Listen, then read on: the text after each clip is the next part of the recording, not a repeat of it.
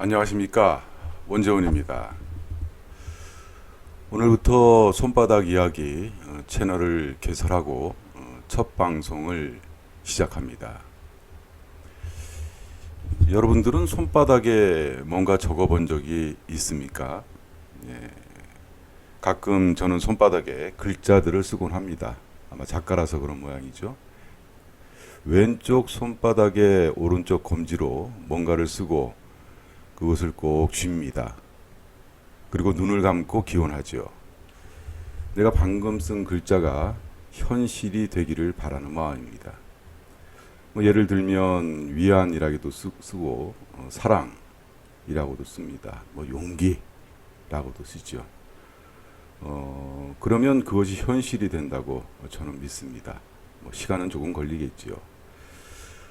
어려서부터 습관이 된 이 버릇은요, 점점 성장하면서 원고지, 이 모니터로 옮겨갔습니다. 제가 손바닥에 뭘 쓰고 있으면 주위 사람들이 도대체 뭘 이렇게 쓰냐고 묻곤 하지요.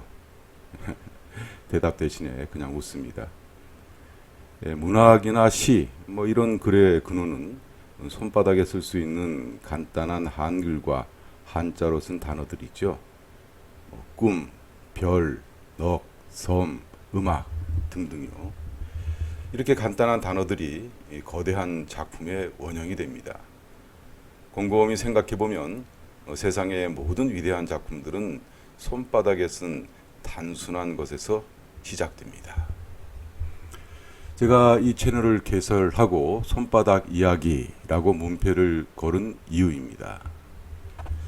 저는 88년도에 시인으로 등단을 해서 한 40여 권의 저서를 냈습니다. 이 책들이 이 채널에서 이야기하고자 하는 그 원천 소스가 될 겁니다.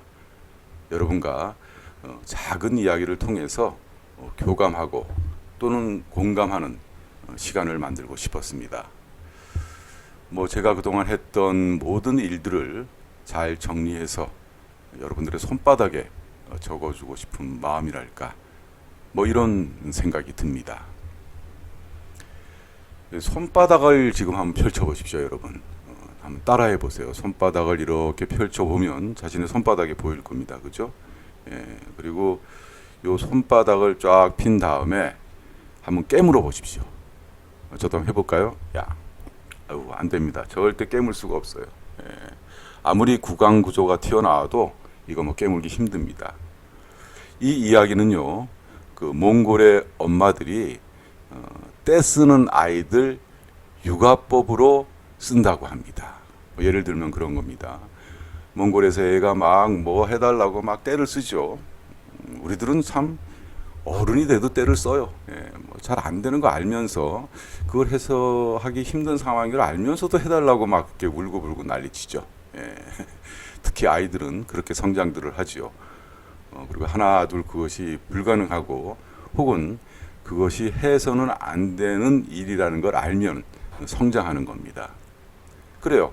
몽골 엄마들은 막 애가 때를 쓰면은 네 손바닥을 한번 쫙 펴서 그걸 한번 깨물어 봐라 이렇게 시킨다고 합니다. 그거 하면은 내가 네 얘기 들어줄게. 그게 됩니까? 안 되죠. 그러면 엄마는 울고 있는 아이를 조심스럽게 안아주면서 또닥또닥 한답니다. 그리고 이런 말을 하지 않을까요? 세상이 그런 거야. 원하는 걸 다 할 수는 없단다. 이렇게 아이는 성장을 합니다.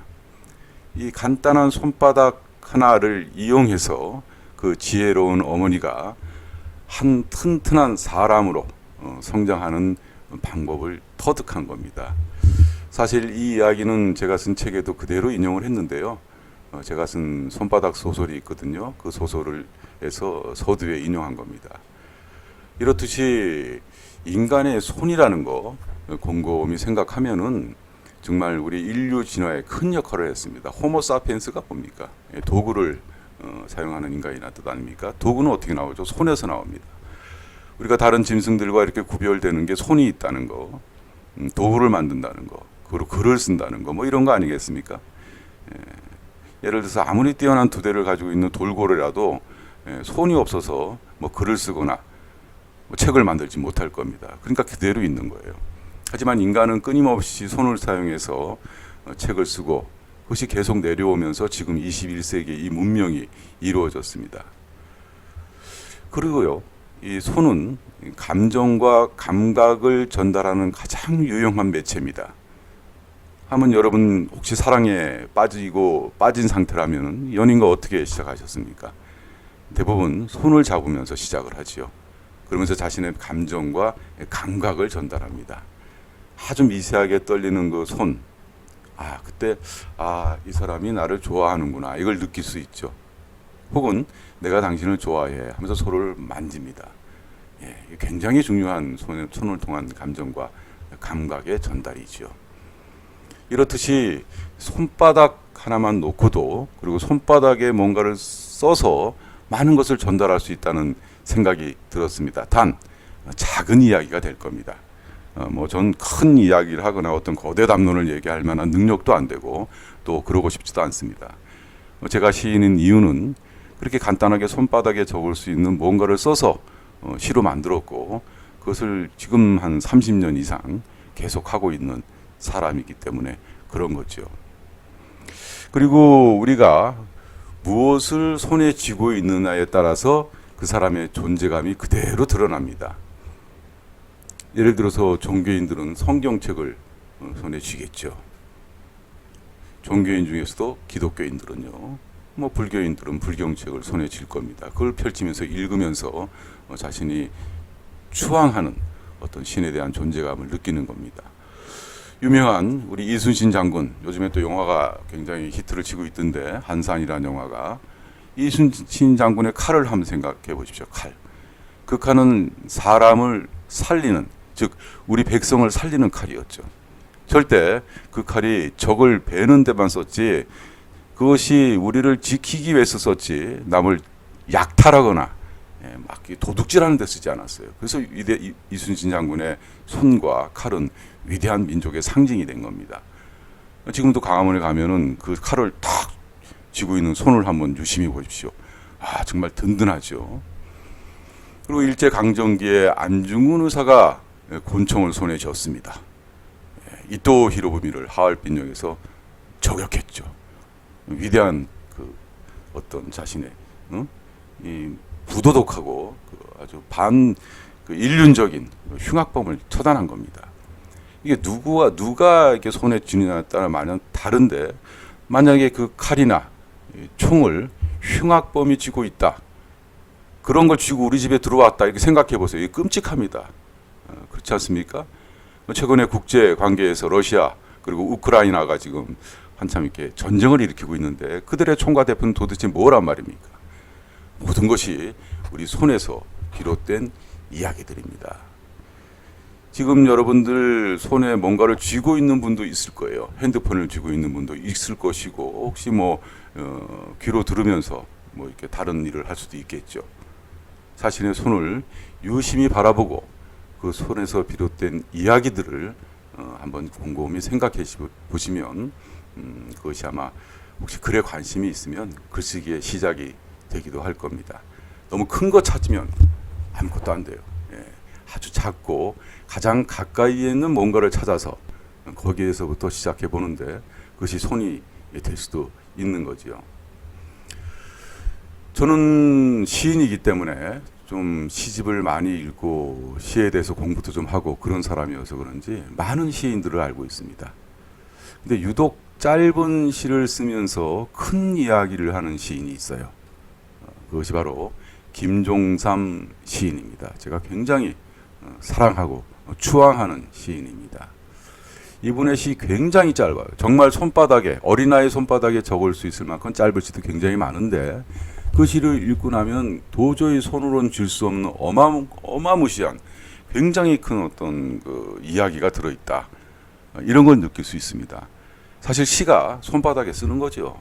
물론 큰 서사시도 있고 여러 종류의 시가 있지만 우리가 지금 생각하는 자유시, 서정시는 대부분 손바닥 정도에 쓸 수가 있습니다.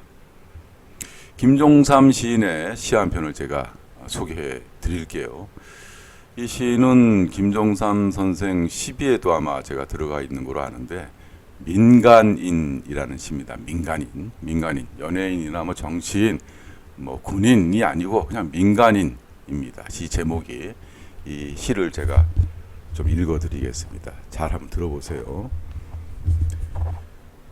김종삼, 민간인.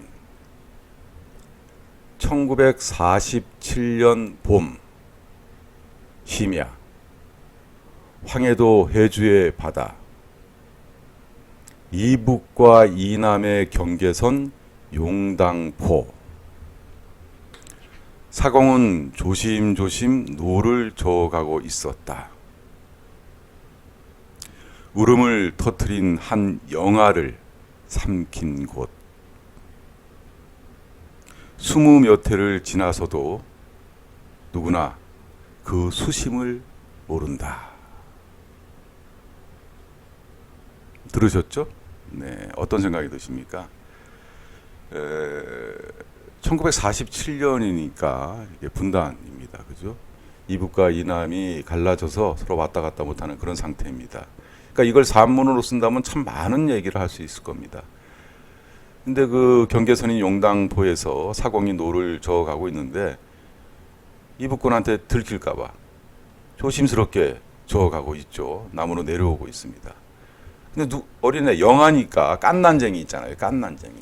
깐난쟁이가 막 울어대요. 그러니까 어쩔 수 없이 많은 사람들을 위해서 그만 물속에. 마지막 연이 참 좋죠. 20몇 해가 지나서도 누구나 그 수심을 모른다. 그 물의 깊이를 알 수가 없다는 겁니다. 간단하게 한 줄, 두 줄, 세 줄, 네 줄, 서너 줄의 어떤 이런 시로 우리 민족의 그 분단의 아픔을 노래하는 시인이 그렇게 많습니까? 이렇게 간단하게. 이 시를 한번 자세히 다시 이렇게 읽어보시면은 뭔가 많은 것이 가슴 속에 응어리짐을 느낄 수 있을 겁니다. 적어도 한국인이라면. 우리가 왜 이렇게 살아야 되냐? 그 깐난쟁이를 갖다가 물속에 이렇게 하면서까지 살아야 되나?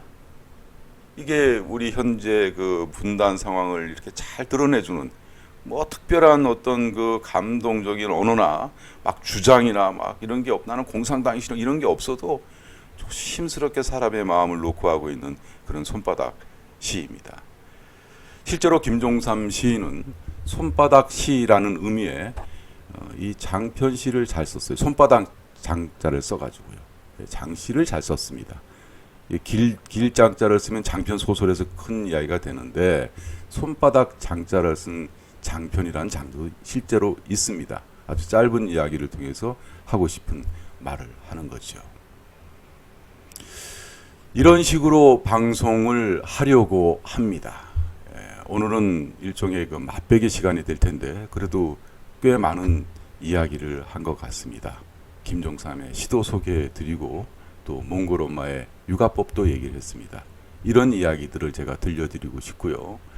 또 때로는 제가 뭐 문학에 대한 강연이나 강의를 많이 했기 때문에 하는 대문을 만들어서 거기에는 쭉 글쓰기라든지 뭐 이런 거 갖다가 연속적으로 하고 때로는 뭐 신화 얘기도 하고 문학 얘기도 하고 음악 얘기도 할 겁니다.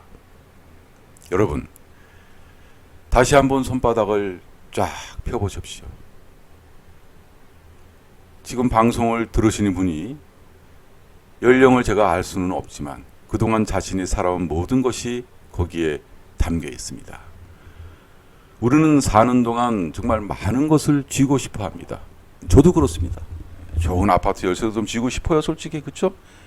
제가 선망하고 있는 드림카도 한번 이렇게 자동차 키를 하고 싶기도 하고 물론 금방 잊어버립니다. 제가 무력은 별로 없어요. 그리고 우리 사랑하는 친구들 또 가족들 엄마 뭐 이런 분들의 손도 좀 꼭 잡고 싶고 뭐 그렇게 살아가는 거 아니겠습니까? 그런데요 결국은 어떻게 됩니까? 이 세상이 다 살면은 손을 쭉 피게 되어 있습니다. 살면서 그 무엇을 쥐었더라도 결국 빈손으로 간다는 그 위대한 말씀. 한때 그 책 중에서 여복에 저승에 갈 때 뭘 가지고 가려나 라는 어떤 스님의 책이 베스트셀러가 된 적이 있었죠. 우리는 지금 많은 것을 손에 쥐어야 하는 그런 좀 복잡하고 힘든 세상을 살고 있습니다. 그것에 대해서 그 삶의 위로나 위완 혹은 또 힐링을 해줄 수 있는 많은 것들이 또 있습니다. 심리적 상담도 가능하고 또 TV 프로그램도 그런 게 많이 있죠. 저는 제가 알고 있는 문학을 통해서 여러분들께 조심스럽게 다가가고 싶습니다. 그동안 쓴 제 책도 좀 읽어드리고 이렇게 다정다감한 채널을 만들고 싶습니다. 제 채널에는 어떤 정치적 주장이나 그런 거 절대 없습니다. 세상을 그냥 그대로 있는 눈 그대로 보고 제가 느끼는 것을 소박한 이야기들을 제가 할 수 있을 것 같아요. 나머지는 다른 분들께 맡기는 거죠. 그 속에 있는 이야기를 통해서 여러분들의 오늘 하루가 좀 더 좋았으면 좋겠다라는 생각이 드는 겁니다. 여러분이 쥐고 있는 그 무엇인가, 그것이 지금 바로 여러분들의 삶을 결정하고 있습니다. 고맙습니다.